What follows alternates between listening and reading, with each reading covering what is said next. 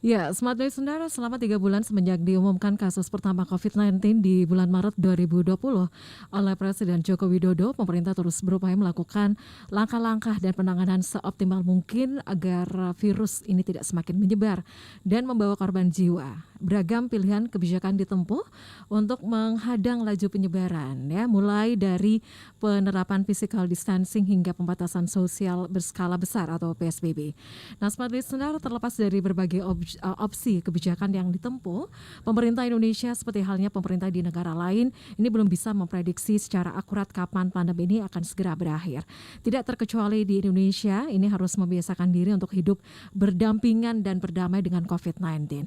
Pandemi COVID-19 yang menghantam Indonesia selama satu tahun lebih ini tidak dipungkiri, ya, ini membawa pengaruh yang signifikan terhadap sektor perekonomian. Dan kondisi ini akhirnya membawa pemerintah Indonesia untuk menerapkan kebijakan new normal atau tatanan kehidupan normal baru sebagai respon realistis terhadap eksistensi COVID-19.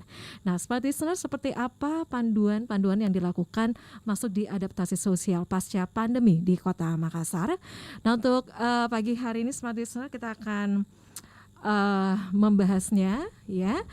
Uh, Seperti biasa setiap hari Kamis, ya, di jam 11 hingga jam 12 yang ini kami akan berbincang-bincang mengangkat satu topik, Smart Listener, dan untuk topik yang kita bahas untuk hari ini adaptasi sosial pasca pandemi, ya.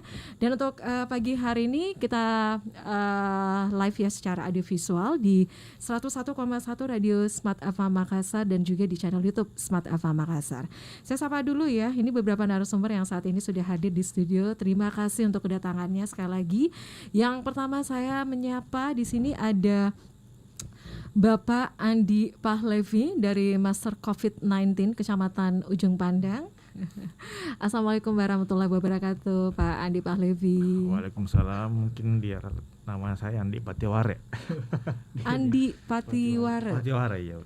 Oh iya, ya. Mohon maaf. Ya, pagi. Andi Patiware. Kemudian juga di sini ada Bapak Fahyudin, ya, APMH, Master Covid Kecamatan Tamalati. Ya, selamat pagi. Ya, Assalamualaikum warahmatullahi wabarakatuh, Pak. Waalaikumsalam warahmatullahi wabarakatuh. Iya. Dan selamat pagi. Iya, ini hari Kamis, ya, biasanya ini banyak aktivitas, ya. Terima kasih untuk kedatangannya di studio pagi hari ini. Dan ya, Smart Listener, untuk hari ini kita juga kedatangan anak-anak muda ini dari komunitas Forum Indonesia Muda. Ada Aslan di sini. Assalamualaikum warahmatullahi wabarakatuh. Selamat pagi. Ya, waalaikumsalam warahmatullahi wabarakatuh. Selamat pagi. Iya, kemudian ada Sadri juga. Ya, selamat pagi. Assalamualaikum warahmatullahi wabarakatuh. Waalaikumsalam warahmatullahi wabarakatuh. Iya. Selamat pagi. Selamat pagi. Yang pastinya untuk pagi hari ini saya senang sekali, ya. Ini saya kedatangan tamu-tamu yang luar biasa. Mungkin dari komunitas Forum Indonesia Muda ini, dari Aslan dan juga Sadri, ini juga bisa saling berkenalan, ya. Dengan bapak-bapak dari kantor kecamatan, ya, khususnya Kecamatan Ujung Pandang dan juga Kecamatan Tamalati, ya. Baik, adaptasi sosial pasca pandemi, ya. Mungkin yang pertama saya ke komunitas dulu, ya. Saya mohon izin dulu dari Pak Patiwara, kemudian Pak Fahyudin, saya ke Aslan dan Sadri dulu nih, ya. Ini untuk COVID-19, ya, kita masuk di pandemi COVID-19 ini kurang lebih 1 tahun, ya. Ya. Untuk kegiatan sendiri di komunitas Forum Indonesia itu seperti apa? Tapi sebelumnya juga bisa memberikan sedikit gambaran, ya, sebenarnya apa sih Forum Indonesia Muda itu? Oke, mungkin saya dari Aslan, ya, silakan. Saya dulu, ya. Oke, terima kasih mungkin atas kesempatannya. Pertama mungkin saya mau jelaskan, ya.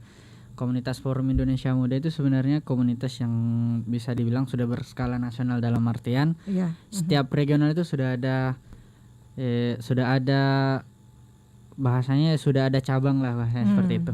Sudah ada cabang di setiap regional.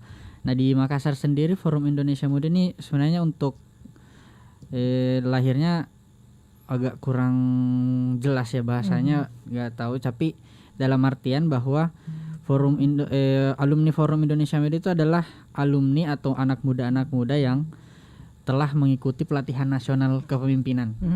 Jadi semua anak FIM itu atau anak alumni Forum Indonesia Muda itu semua sudah melalui tahap screening, tahap pendaftaran dan lain sebagainya sampai ke tahap pelatnas. Nah di pelatnas itu kita diberi pelatihan tentang kepemimpinan dan segala nilai-nilainya, ada 7 pilar kalau di Forum Indonesia Muda. Nah di pelatihan pelatnas itu kita dihadirkan dengan pemateri-pemateri yang apa ya, bahasanya tarafnya juga sudah nasional, bahkan ada yang sudah internasional ya. Pada saat itu kalau di pelatnas saya Pak Novel Baswedan. Pak Novel Baswedan pernah jadi pembicara, Kakanda Ismail Bahtiar pernah yang ketua DPRD, dan kebetulan beliau juga adalah alumni FIM.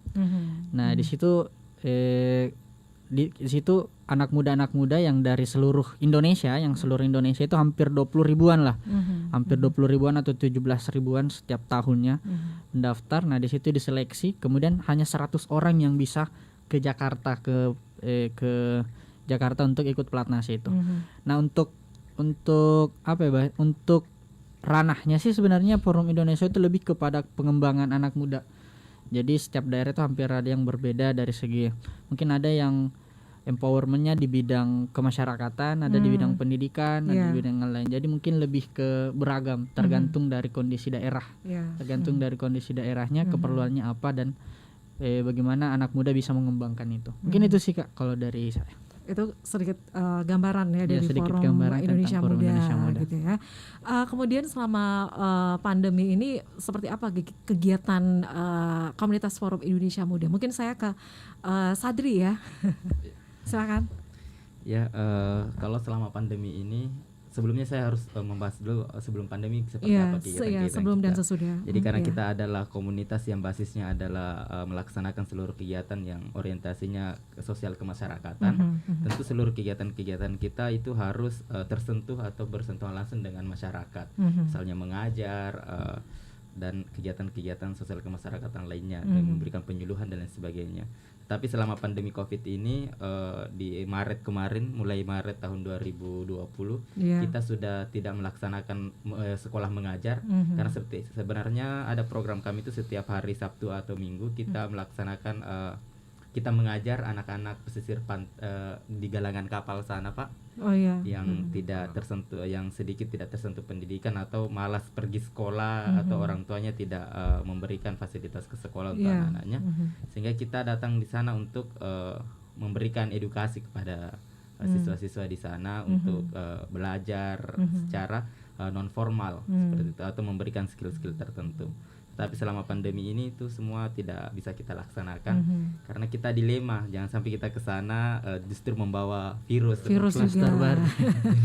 Apalagi klaster apalagi anak-anak di sana yang kita mau temani bertemu seperti itu. Nah, selain itu kegiatan-kegiatan selama pandemi lebih banyak kajian-kajian online sih seperti itu. Secara virtual begitu ya. Secara virtual. Webinar virtual dan lain sebagainya. Baik.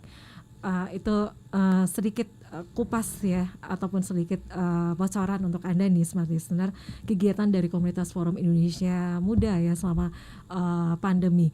Baik, selanjutnya saya ke Pak Andi Patiwara ya. Ini dari kantor Kecamatan Ujung Pandang, Iya, ya. betul. Iya. Nah, ini seperti apa nih, Pak, kegiatannya khusus untuk selama pandemi?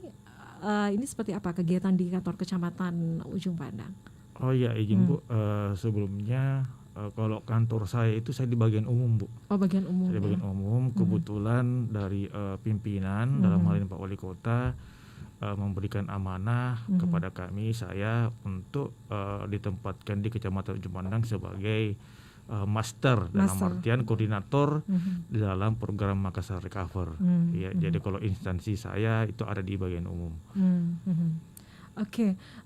Mungkin bisa memberikan sedikit gambaran ya, ini tentang master COVID-19 ya. Nah ini bagaimana? Apakah sekarang ini sudah mulai berjalan atau bagaimana Pak? Oh iya, jadi kalau untuk program Makassar Recover itu, itu sudah berjalan. Itu kami combine dengan pemerintah setempat dalam hal ini Pak Camat beserta jajarannya, karena di dalam struktur dalam manajemen kecamatan itu memang ada susunan ataupun struktur. Pak Camat kami itu sebagai sekretaris, terus ada lagi di bawah dan menjadi anggota di dalam struktur itu. Ya, menyangkut masalah Makassar Recovery ini Bu, memang sedikit penjelasan ya, adalah program strategis, salah satu program strategis di antara program-program Pak Wali Kota. Karena kondisi sekarang masih dalam artian masih status pandemi kita alami, sehingga program Makassar Recovery ini yang dalam artian sementara dalam fokus pemerintah Kota Makassar. Kalau untuk di kecamatan sendiri Bu, memang jadi wilayah Kecamatan Ujung Pandang ini agak berbeda dengan wilayah kecamatan lain, karena Apa yang berbeda Pak? perbedaannya di Ketua? sini karena di sini pusat daripada ada usaha, terus perkantoran. Ya, kalau jumlah penduduknya itu kecil Bu. Kenapa bisa Pak? Salah satu kecamatan yang kecil wilayahnya, baik dari wilayah maupun jumlah penduduknya, karena jumlah penduduknya itu hanya sekitaran 20.000. 20.000. Iya, sedangkan kayak di Tamalatit sendiri 100.000 lebih. Iya. Kecil sekali Iya, ya. kecil sekali. Cuman di sana tantangannya itu yang tadi saya sampaikan. Iya, Apa karena tantangannya Pak? ini kan sama halnya etalase daripada kota Kota Makassar, karena kan dia di Makassar. pusat, ya di kota, titik nol daripada Kota Makassar. Iya, sehingga bentuk tantangannya di situ, karena sekalipun jumlah penduduknya kecil, tapi di sana kebanyakan pendatang, baik itu dari luar kecamatan, luar Kota Makassar maupun luar provinsi, dan sampai luar negeri juga ada di sana. Iya, karena ada kegiatan usaha, kegiatan perkantoran, dan kegiatan budaya. Ya, dan ada 3 mungkin ikon yang sering kita dengar, baik itu masyarakat Kota Makassar sendiri maupun luar. Yaitu yang pertama mungkin Anjungan Pantai Losari. Iya. Ini menjadi itu wilayah unggulan ya. Pandang. Oh, wilayah Iya, itu ya. itu masuk di disebut wilayah Kecamatan Padang. Terus Ujung yang kedua Pandang. itu Benteng Sombaupur, Rotterdam. Dan ketiga itu Pantai Karebosi. Iya. Jadi sekalipun wilayahnya kecil, tapi kerja-kerja ke wilayahnya itu berat di sana. Iya. Iya. Jadi itulah kontras ya kalau di sana agak ya. berbeda dengan kecamatan lain. Kembali lagi Bu, menyangkut masalah recover. Iya. Memang ini kita sudah laksanakan, karena pembahasannya pada hari ini menyangkut masalah adaptasi sosial. Iya. Sehingga mungkin kami hanya membahas bagian daripada itu. Karena Makassar Recovery ini ada 3 bagian. Ya, apa-apa saja itu Pak Andi Imunitas Patiwara? kesehatan, Iya. adaptasi sosial, dan pemulihan ekonomi. Adaptasi sosial, kesehatan, dan pemulihan ekonomi. Yang pertama imunitas kesehatan, yang Imunitas kedua kesehatan, ya. adaptasi sosial, Ya. dan yang ketiga pemulihan ekonomi. Iya, yang hari ini kita bahas yang kedua, Iya. menyangkut masalah adaptasi sosial. Adaptasi Di adaptasi sosial ini, jadi di Makassar Recovery ini Bu, ada 3 satgas yang dibentuk. Iya, yang pertama itu detektor. Detektor ini Bu yang insya Allah besok itu akan dikukuhkan oleh Pak Wali Kota, yang mana gambaran kerjanya mereka ini akan menyentuh seluruh masyarakat Kota Makassar. Iya. Kalau tidak salah itu diluncurkan di 1 Juli gitu Pak ya? Iya, 1 Juli. Iya, 1 Juli. Besok. Jumat ya besok. Iya, Jumat. Hari Jumat ya. Jadi iya, Iya. tanggal 2, maaf. Jadi gambaran kerja mereka itu akan menyentuh seluruh masyarakat Kota Makassar yang kurang lebih berjumlah 1,5 juta. Baik. Terus untuk mendata status kesehatan masyarakatnya kita Iya. melalui digitalisasi. Oke, baik. Iya. Ditahan dulu ya Pak Andi Patiwara. Saya mohon izin dulu untuk menyapa Bapak Hamzah Hamid ya, anggota DPRD Kota Makassar. Saya mengucapkan juga terima kasih sudah bergabung bersama kami di pagi hari ini. Assalamualaikum warahmatullahi wabarakatuh Pak Hamzah. Halo. Assalamualaikum warahmatullahi wabarakatuh Pak. Pak Hamzah. Ya, kita masih berusaha untuk menghubungi Pak Hamzah secara virtual ya. Baik. Assalamualaikum Pak Hamzah. Ini belum aktif ya sepertinya. Ya, kita coba lagi untuk menghubungi Pak Hamzah. Baik, dilanjut lagi Pak Andi Patiwar tadi ya seperti diinformasikan. Jadi, Siap. ya. Oke, baik. Dengan topik yang sama tadi ya. Iya. Jadi Pak Andi Patiwar tadi mengatakan bahwa dari adanya Makassar Recover ini itu ada 3 fokus ya. Ada 3 fokus, yaitu jadi ada imunitas, kemudian adaptasi sosial dan juga pemulihan ekonomi ya. Tapi untuk hari ini kita fokus untuk adaptasi sosial ya. Itu sedikit gambaran ya dari Bapak Andi Patiwara. Kemudian saya langsung lagi ke Bapak Fahyudin. Silakan Pak Fahyudin. Oke, terima Ya. kasih. Assalamualaikum warahmatullahi wabarakatuh. Waalaikumsalam warahmatullahi wabarakatuh. Selamat pagi, salam sejahtera bagi kita semua. Ya. Terima kasih atas kesempatan diberikan pada pagi hari ini. Ya. Jadi- Ramai ya di studio Pak ya. Ya, amin. Saya juga senang ini bertemu dengan adik-adik Forum Ya. Indonesia Muda. Ah. Jadi mudah-mudahan dalam pertemuan kita ini kita juga bisa melaksanakan bersama-sama program dari Bapak Wali Kota, yaitu program Makassar Recover. Yang ini adalah program unggulan dari Bapak Wali Kota yang sudah di launching pada saat itu di bulan 3 pada saat itu. Kegiatan daripada Makassar Recover ini bagaimana bisa kita pulih daripada kondisi pandemik ini. Iya.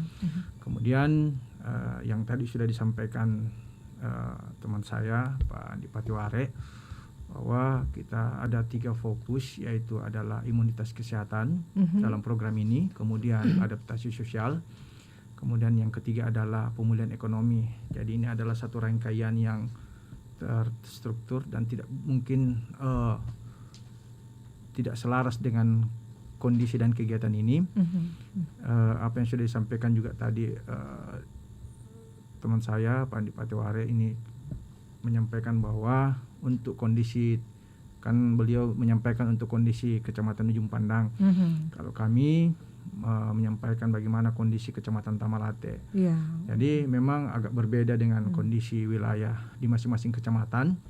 Kami juga diberikan tanggung jawab, kebetulan juga sama juga Pak Andi Patiware sama-sama di bagian umum, tapi diberikan kepercayaan oleh Bapak pimpinan, yaitu Bapak Wali Kota dan Ibu Wali Kota, untuk melaksanakan kegiatan Makassar Recover terkhusus di Kecamatan Tamalate. Jadi perlu kita ketahui Kecamatan Tamalate itu adalah ada 11 kelurahan, kemudian ada 112 RW dan 568 RT. Ini memang cukup luas, dengan jumlah penduduk itu kurang lebih hampir 148.000. 148.000 Pak. Jiwa. Nah, kemudian untuk kondisi di wilayah kami juga, ya ini dalam program Makassar Recover ini kita sudah merekrut program awal, yaitu para detektor. Nah, insya Allah mungkin akan di launching besok oleh Bapak Wali Kota dan Ibu Wali Kota, Ibu Wakil Wali Kota, tanggal 2 Juli di lapangan Karabosi ini. Para detektor ini sudah di launching. Nah, mungkin insya Allah dalam waktu dekat mungkin akan turun langsung ke lapangan untuk melaksanakan program tersebut. Dalam program itu juga ada Satgas Raika, jadi pengurai kerumunan yang tiap malamnya ini kita turun bersama-sama. Ini Raika, jadi memang sebelum program Makassar Recover ini berjalan, jadi mengantisipasi daripada hal-hal yang memicu klaster-klaster baru, sehingga program Bapak Wali Kota yang dilaksanakan itu Satgas Raika, kebetulan juga dikomandi oleh Satpol PP Kota Makassar. Jadi kami juga di backup dengan seluruh aparat juga untuk melaksanakan kegiatan tersebut. Jadi awalnya pada awal pertama itu kan jam sampai jam 10. Nah, ini kan sampai jam 8. Nah, jadi ini melihat daripada kondisi yang ada di Pulau Jawa dan Jakarta, sehingga harus mengantisipasi juga di kondisi di wilayah masing-masing. Jadi setiap malamnya itu kita turun untuk mengurai kerumunan, termasuk di tempat-tempat usaha, kafe atau tempat-tempat yang ada keramaian, itu kita sampaikan. Kemudian juga kita sudah berikan surat edaran kepada mereka untuk mentaati daripada himbauan dari Bapak Wali Kota. Kalau memang berapa kali kita sudah sampaikan himbau, tidak juga dihindarkan apa boleh buat, harus kita tindak tegas. Ini untuk kepentingan kita semua, untuk kepentingan masyarakat Kota Makassar. Kemudian yang Satgas berikutnya adalah Satgas Covid Hunter. Ya, Satgas Covid ya. Ini mobilnya sudah saya lihat di mana-mana ya. Jadi, Udah terparkir. Jadi memang mobil disiapkan itu untuk mengantisipasi jika ada suspek yang ada masyarakat yang terkena dampak daripada COVID-19 ini, maupun kita tracing. Jadi tanggung jawab pun itu diserahkan kepada puskesmas yang ada jadi di wilayah, puskesmas di wilayah masing-masing ya. Tetapi di backup oleh aparat, baik itu Babinsa, Bimas dengan tokoh-tokoh masyarakat yang dibawa, sehingga melihat bagaimana di wilayah masing-masing melihat kondisi, jangan sampai ada yang terdampak.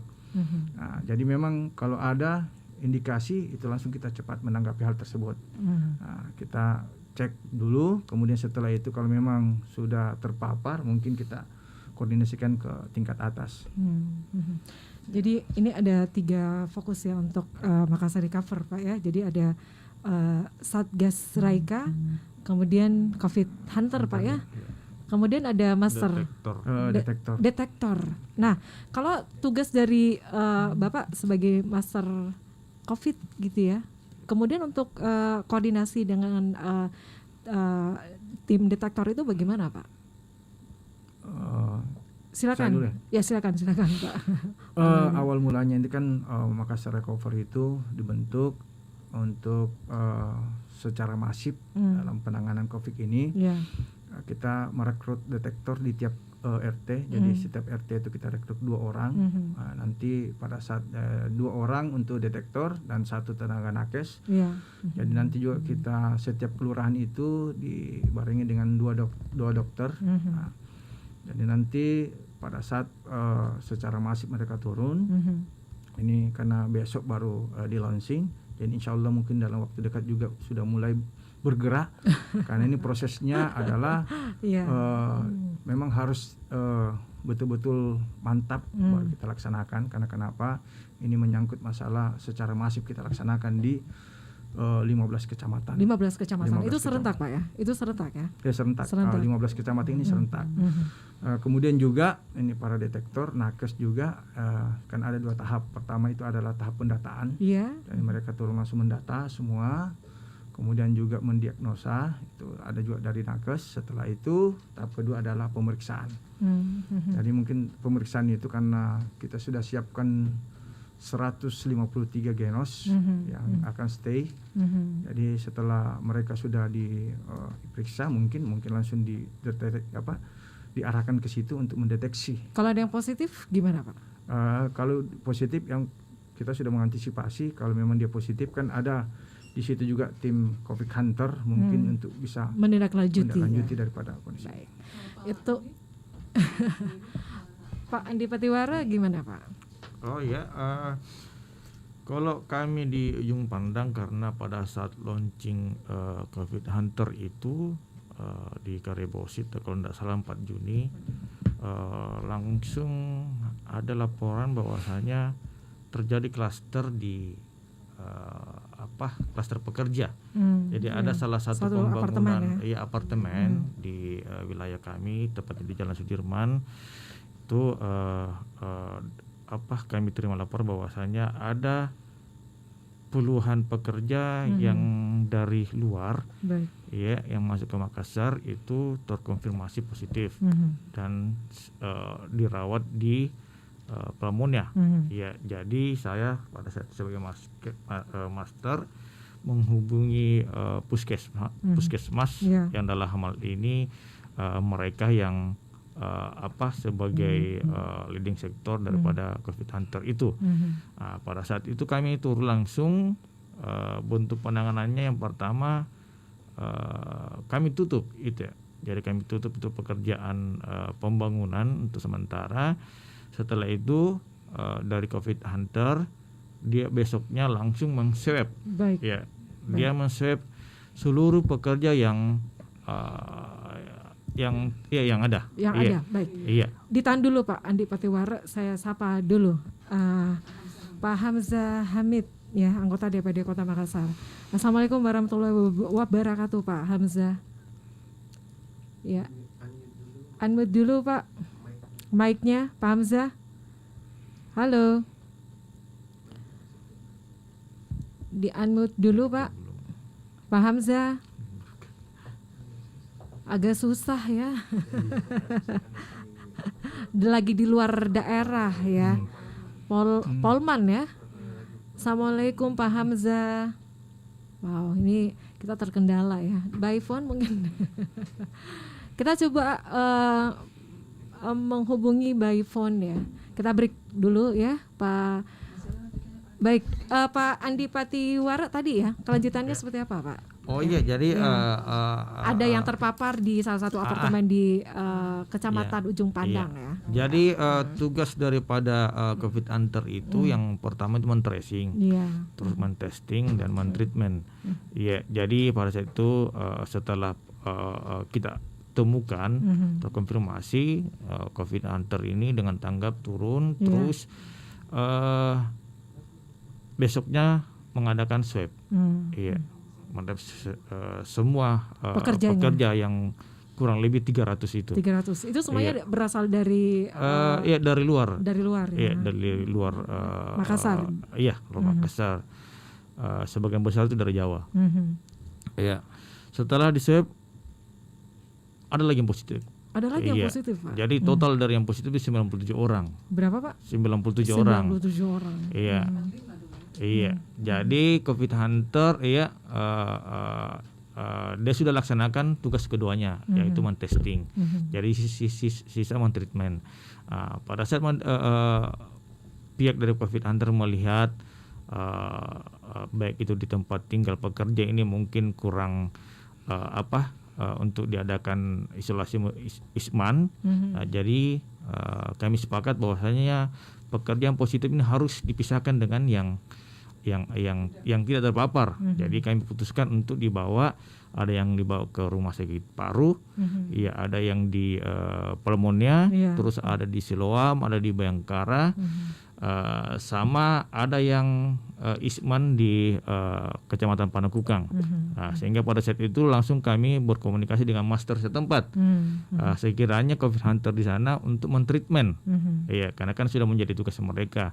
Mungkin treatment dalam hal ini dia memberikan obat, terus memberikan vitamin dan memang arahan daripada Bapak Wali Kota seperti itu. Ya kalau detektor sendiri di Ujung Pandang, Kecamatan Ujung Pandang. Kecamatan Ujung Pandang memang salah satu kendalanya dan mungkin akan ditemui karena sebagian masyarakatnya kita itu agak susah ditemui. Iya, mungkin teman-teman bisa lihat kalau di Jalan Sudirman, iya jangankan Sibuk orangnya ditemui ya, terasnya saya kita tidak bisa lihat. Jadi kembali lagi ke masyarakat, bahwasanya sekiranya bisa menerima program ini karena kembalinya untuk ke masyarakat itu sendiri. Iya, karena kapan masyarakat tidak menerima ataupun mengindahkan program ini, resikonya ke masyarakat itu sendiri. Kalau untuk Satgas Sreka, jadi sempat saya sampaikan tadi bahwasanya di Ujung Pandang ini tempatnya para pelaku usaha. Di sana ada rumah makan, di sana ada kafe, semuanya ya. Di sana ini warkop. pusat Sehingga aktivitas ekonomi. Dampak daripada PPKM ini itu mereka rasakan betul. Yang dari awalnya jam 10 malam pembatasan jam operasional, terus jam 8 ya. Jadi banyak yang ke kami, Pak, ini bagaimana? Sosialisasinya bagaimana itu, Jadi Pak? untuk sosialisasinya kami tetap kita kerjasama dengan Pak Camat, Pak Lurah, karena kan mereka yang punya wilayah. Iya, selain itu juga tim kami juga yang Satgas Sarika ini, yang mana di Satgas Sarika ini ada Satpol, ada kepolisian juga, TNI dan Linmas juga situ ya. Untuk setiap malam itu ya, setiap malam dia lakukan. Kadang juga ada tindakan tegas kalau sudah 2-3 kali tegur tapi tetap jam operasionalnya melanggar, itu kadang kami sita kursinya atau kita sita mejanya. Itu bukan dalam artian kita untuk tidak semena-mena, enggak.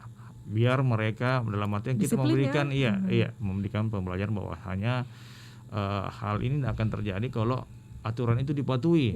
Taat. Dan aturan ini ada kan untuk masyarakat kita sendiri.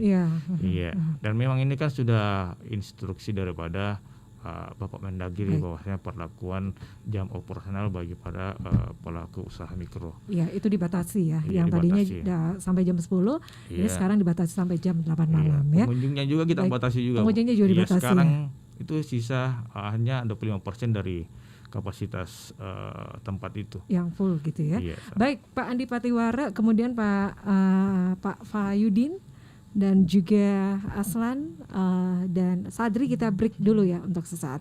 Ya, dan Smart Listener, kami juga mengundang Anda untuk bisa berinteraksi ya bersama kami di WhatsApp di 0811 4610 11. Kemudian untuk Anda juga yang ingin mengirimkan pertanyaan, silakan di live chat kami di channel YouTube Smart Ava Makassar. Anda jangan kemana-mana, kami akan kembali sesaat lagi.